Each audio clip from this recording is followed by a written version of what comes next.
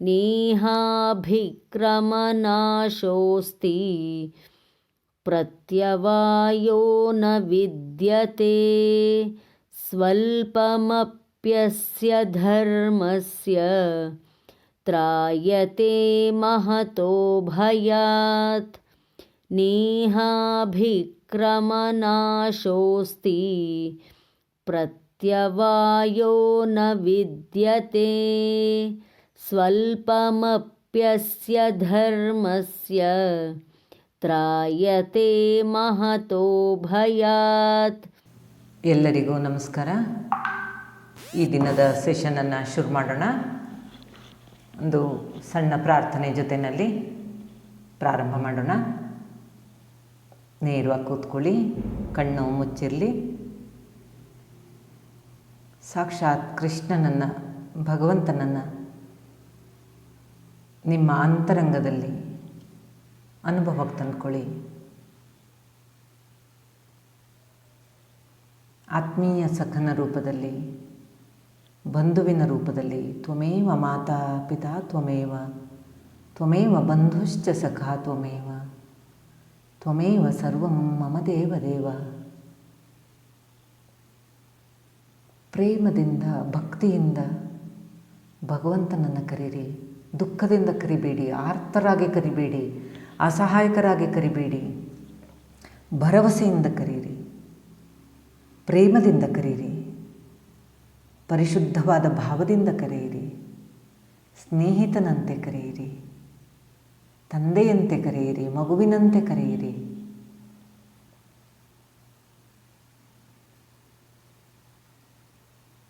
Call him as your friend, as a brother, as father, mother, sister, child. Call the God very lovingly, very happily, very firmly, with full of sharanagati, but there is no helplessness.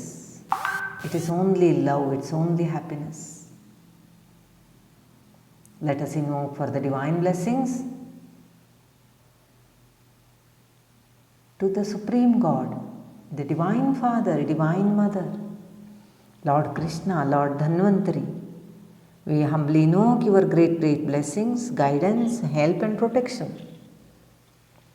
for illumination, for divine oneness, for good health, happiness, for progress, for success, for prosperity and spirituality.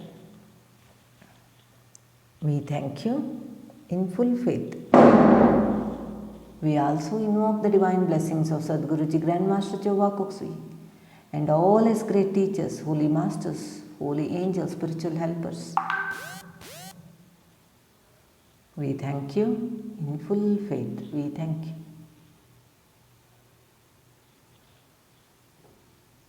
Slowly open your eyes. Smile. Be happy. Share the smile.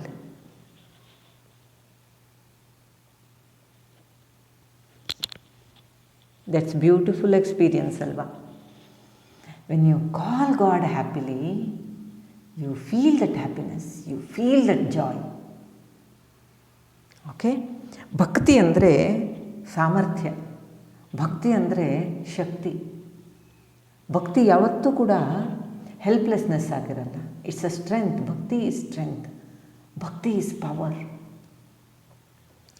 Now let us move ahead with the next ಶ್ಲೋಕ. ನೇಹಾಭಿಕ್ರಮನಾಶೋಸ್ತಿ ಪ್ರತ್ಯವಾಯೋ ನ ವಿದ್ಯತೆ ಸ್ವಲ್ಪಂ ಅಪ್ಯಸ್ಯ ಧರ್ಮಸ್ಯ ತ್ರಾಯತೆ Mahato ಭಯಾತ್. It's such a beautifully explained, reassuring for each one of us, you know. He very clearly giving a promise. You know, last session we discussed about how to get relieved from the karma bandha. The technique is given now. Now he talks about the first shloka. Says that the total statement is Swalpam apyasya dharmasya trayate mahato bhayat. ನೀನು ಸ್ವಲ್ಪ practice ಮಾಡಿದ್ರೂ ಸಾಕು, ನಿನಗೆ ದೊಡ್ಡ ದೊಡ್ಡ ಕಷ್ಟಗಳಿಂದ, ಮಹತ್ತರವಾದ ಕಷ್ಟಗಳಿಂದ ತೊಂದರೆಗಳು ತಪ್ಪು ಹೋಗ್ಬಿಡುತ್ತೆ. ನಮ್ಮ ದೃಷ್ಟಿಯಲ್ಲಿ ಮಹತ್ತರ ಕಷ್ಟ ಅಂದರೆ ಯಾವುದು? ಭಗವಂತನ ದೃಷ್ಟಿಯಲ್ಲಿ ಮಹತ್ತರ ಕಷ್ಟ ಅಂದರೆ ಯಾವುದು? ಮಹತ್ತರವಾದಂತಹ ಭಯದಿಂದ ನಮ್ಮನ್ನು ಕಾಪಾಡುತ್ತೆ ಅಂದರೆ ಅವನು ಹೇಳುವಂತಹ ಭಯ ಯಾವುದಿರ್ಬೋದು? ನಮಗೆ ನಮ್ಮ ಎಲ್ಲ ಭಯಗಳನ್ನು ಸೇರಿಸಿದಾಗಲೂ ಅವನು ಹೇಳುವಂತಹ ಭಯದ ಕಲ್ಪನೆ ನಮಗೆ ಬರೋಕ್ಕೆ ಸಾಧ್ಯ ಇಲ್ಲ. ನಿಮ್ಮ ಒಳಗೆ ಎಷ್ಟು ಲಕ್ಷಾಂತರ ಭಯಗಳಿದೆಯೋ ಅದೆಲ್ಲ ಭಯದ ಸಮನ್ವಯಕ್ಕೂ ಮೀರಿದ ಭಯವನ್ನು ಅವನು ಹೇಳ್ತಾನೆ. ಒಂದು ಜನ್ಮಕ್ಕಲ್ಲ, ಜನ್ಮ ಜನ್ಮಾಂತರದಲ್ಲಿ ಬರುವಂತಹ ಎಲ್ಲ ಭಯವನ್ನು ಕೂಡ ಇದು ನಿವಾರಣೆ ಮಾಡುತ್ತೆ. ಯಾವುದು? ನಾವು ಸ್ವಲ್ಪ ಸಾಧನೆ ಮಾಡಿದ್ರೂ ಸಾಕು. ಲಾಸ್ಟ್ ವೀಕ್ ಯಾರೋ ಒಬ್ಬರು ಕೇಳ್ತಾಯಿದ್ರು, ನಮಗೆ ಪ್ರತಿ ಧ್ಯಾನದಲ್ಲೂ ಆನಂದ ಆಗೋದೇ ಇಲ್ವಲ್ಲ, ಅನುಭವ ಆಗೋದಿಲ್ವಲ್ಲ, ಆ ಧ್ಯಾನ ವ್ಯರ್ಥನಾ? ಟೈಮ್ ವೇಸ್ಟ್ ತಾನೇ ಅದು? ಏನು ಅನುಭವನೇ ಆಗದೆ ಇದ್ಮೇಲೆ ಸುಮ್ಮನೆ ಕೂತ್ಕೊಂಡು ನಾನು ಟೈಮ್ ಪಾಸ್ ಮಾಡ್ದಂಗೆ ಆಗಲಿಲ್ವಾ ಅಂತ. ಇದು ಒಬ್ಬ Young man asked this. I asked the same question to another young boy who was regularly into regular meditation and spiritual practice. The question was, every day my meditation practices are not so deep. I am not really having great experiences. Is it not a waste of time? Am I not wasting my time? That is what the question asked by a young man. Then I put this question to another practitioner. ಸಾಧನೆಯನ್ನು ಮಾಡ್ತಾ ಇರೋ ಇನ್ನೊಬ್ಬ ಹುಡುಗನಲ್ಲಿ ಕೇಳಿದೆ, how each one pursue their things. He answered, he gave a quote of another Olympic gold medalist, Usain Bolt. Once Usain Bolt mentioned about the easiest part in life is the actual tournament.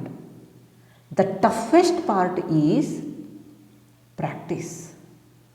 Practicing for 1 year, 2 years, 4 years of that hard, difficult practice is the challenging thing. On the day of performance, it is easier. We just do it. This is what is important. The total essence, whoever is successful, whatever the level of their success, they experience this. ನಮಗೆ ನಮ್ಮ ಯಾವ ಕಷ್ಟಗಳಿದೆಯೋ ಅದು ಕಣ್ಣೆದುರಿಗೆ ಬರೋಕ್ಕೆ ಮೊದಲೇ ಅದು ಹೊರಟೋಗಿರುತ್ತೆ ಅಂತ. ಇದು ನಮಗೆ ಡಿಮೋಟಿವೇಟ್ ಮಾಡಬಾರ್ದು. ಅಯ್ಯೋ ಧ್ಯಾನ ಮಾಡಿದ್ರೆ ಏನೋ ಅನುಭವನೇ ಆಗಲ್ಲ, ಬಿಟ್ಟೋಗ್ಬಿಡೋಣ ಅಂತ ಅನ್ನಿಸ್ಬಾರ್ದು. ಧ್ಯಾನ ಮಾಡಬೇಕು. ಧ್ಯಾನ ಯಶಸ್ಸಿನ ಹಿಂದಿರುವುದು ಪರಿಶ್ರಮ. ಪ್ರತಿದಿನ 1 hour ಕೂತ್ಕೊಂಡು ಧ್ಯಾನವನ್ನು ಮಾಡ್ತಾ ಇರಬೇಕು. ಎಷ್ಟೋ ಸಲ ನನ್ನ ಸ್ವಂತ ಅನುಭವದಲ್ಲಿ ಹೇಳಬೇಕು ಅಂದರೆ ಅನೇಕ ವರ್ಷಗಳು ಯಾವ ಅನುಭವವೇ ಇಲ್ಲದೆ ಕಳೆದೋಯ್ತು. ಈಗ ಅನುಭವ ಆಗಿದೆ ಅಂತಲ್ಲ, ಆದರೆ ಒಳಗಡೆಗೆ ನನಗೆ ಪರಮಹಂಸರ ಯೋಗಾನಂದ್ರ ಹೇಳುವಂಥ ಮಾತು ಅಂತ ನೆನಪಾಗುತ್ತೆ. ನೀನು ಬಂದೇ ಬರಬೇಕು, ಇವತ್ತಲ್ದ ಹೋದ್ರೆ ನಾಳೆ ಬರ್ತೀಯ. ನಿನಗೆ ಬರದೇ ಇರೋದಕ್ಕೆ ಕಾರಣ ಇಲ್ಲ. You have to come to me. You don't have any reasons to say no to me. You will come, you must come. I know that one or the other day you will come. This statement, the essence of the statement help me a lot. I started motivating myself and sitting for a meditation. Whatever happens, let me sit. How much mind may go wandering, let me do it. This should come to us. Master Choba says, if you meditate for 2 weeks, you will meditate for 2 years. If you meditate for 2 years, you will have illumination. ಇದು ಎಲ್ಲವನ್ನು ಎಲ್ಲಿಗೆ ತೊಗೊಂಡು ಬಂದು ನಿಲ್ಲಿಸುತ್ತೆ? ಸ್ವಲ್ಪಂ ಅಪ್ಯಸ್ಯ ಧರ್ಮಸ್ಯ. ನೀನು ಸ್ವಲ್ಪಂ ಅಪಿ, ಸ್ವಲ್ಪ you all can understand. ಸ್ವಲ್ಪಂ ಅಪ್ಯಸ್ಯ ಧರ್ಮಸ್ಯ, ಧರ್ಮ, the duties, the responsibilities, whatever you are supposed to do, you must perform those duties. You must follow those dues. Whenever you are doing all these things, you will gain strength. You will give whatever is supposed to be achieved, and you will cross all those fears, phobias, whatever. It won't affect you. So this is the essence. Whatever your fears, just walk through that fear. Continue your dedication. Continue whatever Lord Krishna has told. Then all these fears will go away. So before that, what he says? Neha bhikramana shosti pratyavayo na vidyate.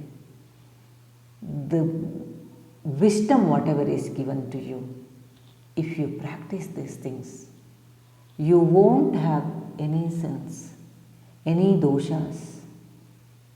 You won't get affected by any of those karma influences. ಯಾರು ಜ್ಞಾನದಿಂದ ಜೀವನವನ್ನು ಪಾಲನೆ ಮಾಡ್ತಾರೋ, ಜ್ಞಾನದಲ್ಲಿ ತಲ್ಲೀನರಾಗಿ ಕೆಲಸವನ್ನು ಮಾಡ್ತಾ ಹೋಗ್ತಾರೋ, ಆ ಒಂದು ರಹಸ್ಯವನ್ನು ನಾನು ನಿನಗೆ ಕೊಟ್ಟಿದ್ದೀನಿ. ಈ ರಹಸ್ಯ ವಿದ್ಯೆಯಲ್ಲಿ ನಿನ್ನನ್ನು ನೀನು ತೊಡಗಿಸಿಕೊಂಡು ಜೀವನವನ್ನು ಮಾಡ್ತಾ ಹೋದರೆ ನಿನಗೆ ಯಾವ ಕರ್ಮದೋಷವೂ, ಯಾವ ಪಾಪಕರ್ಮಗಳು, ಯಾವ ಬಂಧನವೂ ಅಂಟ್ಕೊಳ್ಳೋದಿಲ್ಲ. ಇದು ಅತ್ಯಂತ ರಹಸ್ಯವಾದ ವಿದ್ಯೆಯನ್ನು ನಿನಗೆ ಕೊಟ್ಟಿದ್ದೀನಿ. ನೀನು ಇದರ ಅರ್ಥವನ್ನು ತಿಳ್ಕೊಂಡು ಸಾಧನೆ ಮಾಡು. ನೋಡೋದಕ್ಕೆ ಯೋಗಿಯ ಬದುಕು, ಭೋಗಿಯ ಬದುಕು ಒಂದೇ ಥರ ಇರುತ್ತೆ. ಇಬ್ಬರು ಊಟ ಮಾಡ್ತಾರೆ, ಇಬ್ಬರು ನಿದ್ದೆ ಮಾಡ್ತಾರೆ. ಆದರೆ ಯೋಗಿಯ ಒಳಗಿನ ದೃಷ್ಟಿ ಬದಲಾಗಿರುತ್ತೆ. ದ ರೈಟ್ ವ್ಯೂ ಪಾಯಿಂಟ್, ದೃಷ್ಟಿಕೋನ ಎಲ್ಲಿರುತ್ತೆ, ಯಾವ ದೃಷ್ಟಿಯಿಂದ ಅವರು ಬದುಕ್ತಿದ್ದಾರೆ, ಯಾವುದಕ್ಕಾಗಿ ಇದೆಲ್ಲ ಮಾಡ್ತಿದ್ದಾರೆ ಅನ್ನೋದು ವ್ಯತ್ಯಾಸ ಆಗುತ್ತೆ. ಆ ರಹಸ್ಯವನ್ನು ಇಲ್ಲಿ ಹೇಳ್ತಿದ್ದಾರೆ. ಕರ್ಮಬಂಧದಿಂದ ತಪ್ಪಿಸ್ಕೋಬೇಕು ಅಂತಂದರೆ, ಯಾವ ದೋಷವೂ ಬರಬಾರ್ದು ಅಂತ ಹೇಳಿದ್ರೆ, ಮನ ಏವ ಮನುಷ್ಯಾಣಂ ಕಾರಣಂ ಬಂಧ ಮೋಕ್ಷಯೋ. ಆ ಮನಸ್ಸು, ಆ ಪ್ರಜ್ಞೆ, ಬುದ್ಧಿ ಎಲ್ಲವೂ ಕೂಡ ಆ ಆತ್ಮಸ್ವರೂಪದಲ್ಲಿ ನೆಲೆ ನಿಂತಿರಬೇಕು. ಆಗ ಇದು ಯಾವುದಕ್ಕೂ ಯಾವುದೂ ಅಂಟ್ಕೊಳ್ಳೋದಿಲ್ಲ. That is the secret. ಅದನ್ನು ನಿನ್ನ ಹತ್ರ ಎಷ್ಟಾಗತ್ತೋ ಅಷ್ಟು ಮಾಡು. ಅದರಿಂದ ಅಷ್ಟನ್ನು ಮಾಡಿದ್ರೂ ಕೂಡ ನಿನಗೆ ಎಷ್ಟೋ ದೋಷಗಳು ನಿವಾರಣೆ ಆಗುತ್ತೆ. This is the assurance. Anchor your mind. Mind is the one which binds with everything. Anchor your mind with the soul consciousness. When your mind is anchored at soul consciousness, you will not have any karma influences.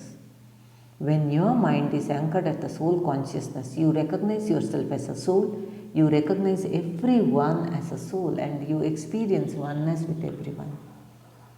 If you practice the secret for some time, even the very little if you practice, you will be, lot of fear will be released from your path, even in the future.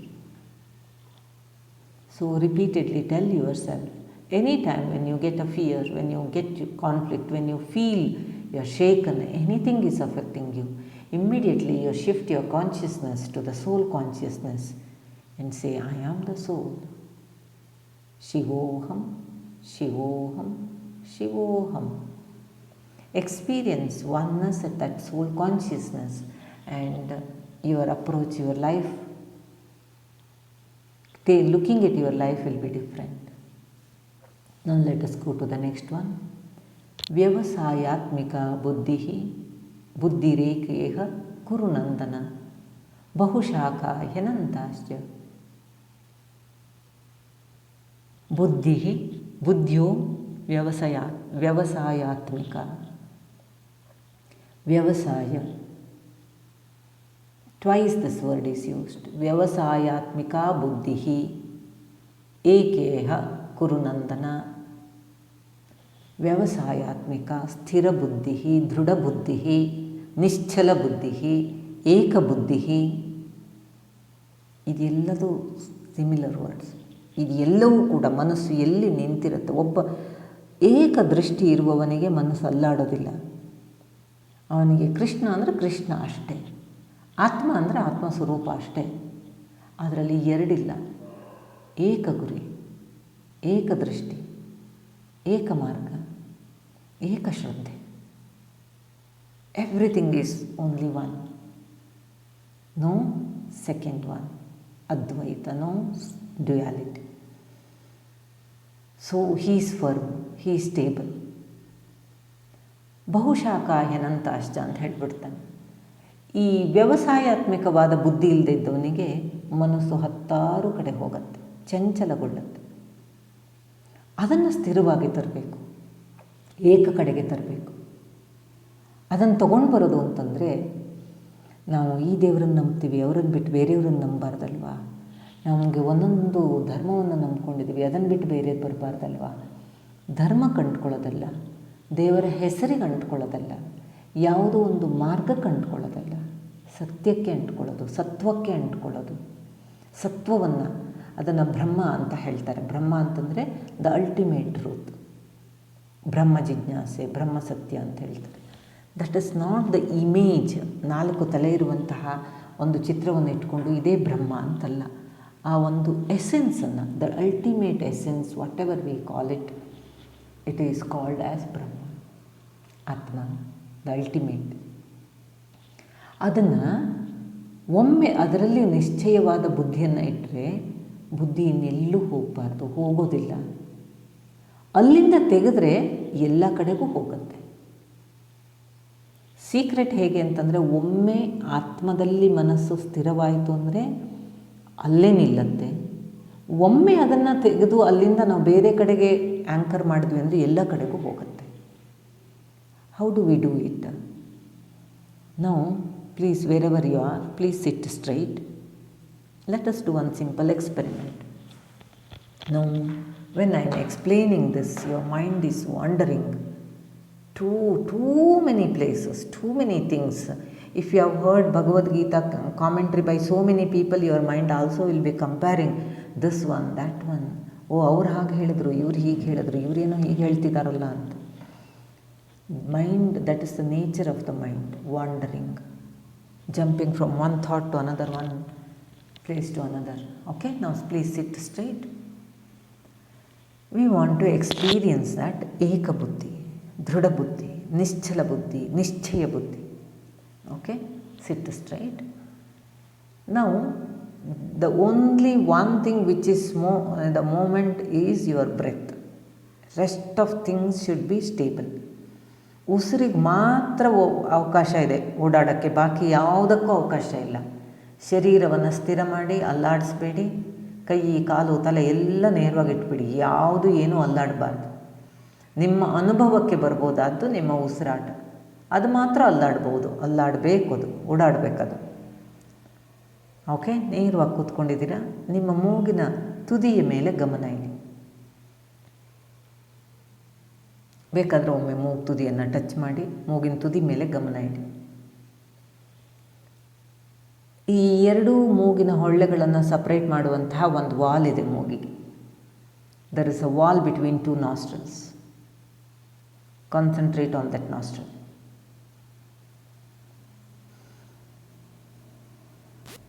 Now focus only on your nostrils, tip of the nostril, the wall of the nostril. As you focus, your focus becomes more intense now.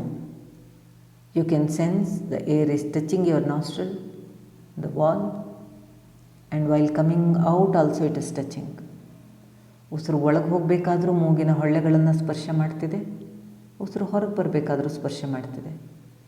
At least 4 times inhalation ಆಗಬೇಕಾದ್ರೆ nostril ವಾಲಲ್ಲಿ ಏನಾಗುತ್ತೆ, ಹೊರಗೆ ಬರಬೇಕಾದ್ರೆ ಏನಾಗುತ್ತೆ observe ಮಾಡಿ.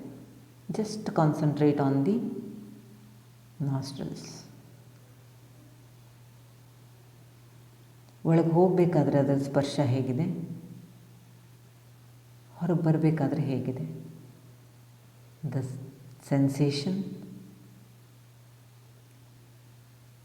Is it warm? Is it cold? Is it forceful? Is it gentle? Is it soft? Just check only your breath. Only breath, nothing else. Only tip of your nose and the walls of your nostrils. ಮೂಗಿನ ತುದಿ ಮತ್ತು ಎರಡು ಮೂಗಿನ ಮಧ್ಯದಲ್ಲಿರುವ ಆ ಪರದೆಯ ಮೇಲೆ ಗಮನ ಇಡಿ. ಗಾಳಿ ಒಳಗೆ ಹೋಗ್ತಿದೆ, ಹೊರಗೆ ಬರ್ತದೆ. ಬಿಸಿ ಇದೆಯಾ, ತಣ್ಣಗಿದೆಯಾ, ಎಲ್ಲ ಒಬ್ಸರ್ವ್ ಮಾಡಿ. ಅಲ್ಲೇ ಅಷ್ಟೇ. ಎಷ್ಟು ಹೊತ್ತು ಒಳಗೆ ಹೋಗುತ್ತೆ, ಎಷ್ಟು ಹೊತ್ತು ಹೊರಗೆ ಬರುತ್ತೆ. Just focus only on one thing.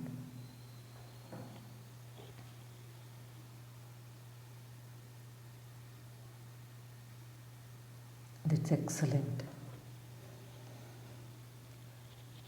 Now, at least for few seconds, your buddhi was vyavasayatmika. It was focused. It was only on one object. Congratulate yourself. This is what is Salpamapyasya Dharmasya. Even though you have achieved for a fraction of second, now your genes, your cells know how to focus. You can gradually increase it. It's already the memory has come to your cells.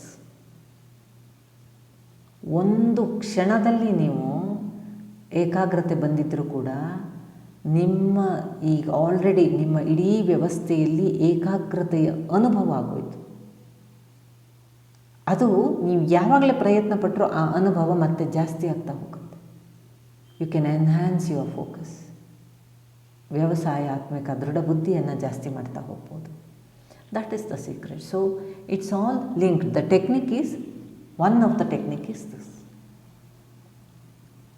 So ಒಂದೇ ಗುರಿ ಇದ್ದವನಿಗೆ ಒಂದೇ, ಅಲ್ಲಿಂದ ಮನಸ್ಸನ್ನು ತೆಗೆದ್ರೆ 10. That is the secret of life. Okay. So hope all these informations are clear to you. When you meditate, when you understand, when you practise this information becomes your property. ಈಗ ಅದು ನಿಮ್ಮದಲ್ಲ, ಅದು ಹೊರಗಡೆ ಇದೆ. ಇದೆಲ್ಲ ಮಾಹಿತಿ ಹೊರಗಡೆ ಇದೆ. ನೀವು ಯಾವಾಗ ಇದನ್ನು ಸಾಧನೆ ಮಾಡ್ತಿರೋ, ಪದೇ ಪದೇ ಅಭ್ಯಾಸ ಮಾಡ್ತಿರೋ, ಅಧ್ಯಯನ ಮಾಡ್ತಿರೋ, ಆಗ ಅದು ನಿಮ್ಮದಾಗುತ್ತೆ, ನಿಮ್ಮ ಜ್ಞಾನ ಆಗುತ್ತೆ. ಅದು ಅಲ್ಲಿವರೆಗೆ ಅದು ಮಾಹಿತಿಯಾಗಿರುತ್ತೆ. ಎಂತಹ ಕಷ್ಟದಲ್ಲಿರಲಿ, ಎಂತಹ ದುಃಖದಲ್ಲಿರಲಿ, ಎಂತಹ ಸಂಕಷ್ಟದ ಸಮಯದಲ್ಲಿರಲಿ, ಒಂದು ಕ್ಷಣ ನಿಮ್ಮ ಉಸಿರಾಟದ ಮೇಲೆ ಗಮನ ಇಟ್ಟು ಭಗವಂತ ಕೃಷ್ಣನನ್ನು ನೆನಪು ಮಾಡ್ಕೊಳ್ಳಿ, ಅಥವಾ ಯಾವುದೇ ರೂಪದಲ್ಲಿ ಭಗವಂತನನ್ನು ನೆನಪು ಮಾಡ್ಕೊಳ್ಳಿ.